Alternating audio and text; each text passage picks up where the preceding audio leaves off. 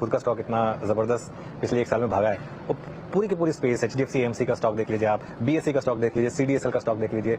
क्या ये एक स्पेस है जो जिस तरीके की कंपाउंडिंग हुई है आगे भी उस तरीके की विजिबिलिटी है वहाँ पर? आई think that is one of the best spaces, asset and wealth management. और हम तो बिजनेस में तो दिखता है वो, जैसे भैया ने बोला कि अगर 25% ग्रोथ होगी तो 10 साल में 10 गुना हो जाएगा।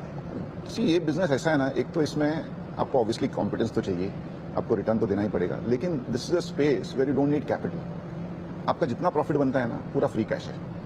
दूसरा, it's the best way to play the wealth effect in India.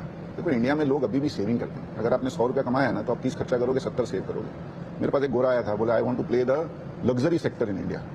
तो मैं बोला आप खरीद लो, कोई घड़ी की कंपनी खरीद लो, मर्सिडीज की कोई डीलरशिप खरीद लो, लेकिन the best way to play the wealth effect in India is through the asset and wealth management companies. क्योंकि इंडिया में वो 70 रुपया अगर उसने सेव किया तो 5 रुपया खर्चा करेगा, 65 तो इन्वेस्ट ही करेगा। And it's still the start. We still have only 7-8% invested. HNIs, I completely agree with family offices are usually under invested in the equity markets. That's why even at these valuations we are saying that there will be decent returns made. You know, बहुत पैसा आएगा इसमें, because ultimately financial savings and financial assets are now getting ingrained overall wealth pool में। पहले है ना, कोई plan नहीं करता था। 100 रुपया आपका है तो 30 रुपया इक्विटी में डालना, ऐसा कोई प्लान नहीं करता था। वो 2-4 रुपया इधर उधर टिप विप में मिलके उसने डाल दिया गया था। I think this asset and wealth management are great ways to play.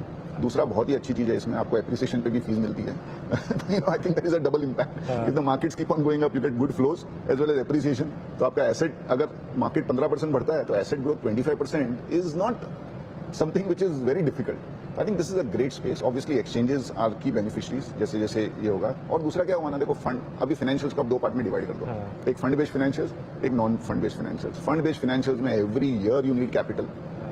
उसमें इतना रेगुलेटरी प्रेशर है, आपका NPA है, ये है, वो है। यहाँ आपको, यहाँ पे भी है, you have to perform in everything, but it is a better way to play if you can find good companies, you know. तो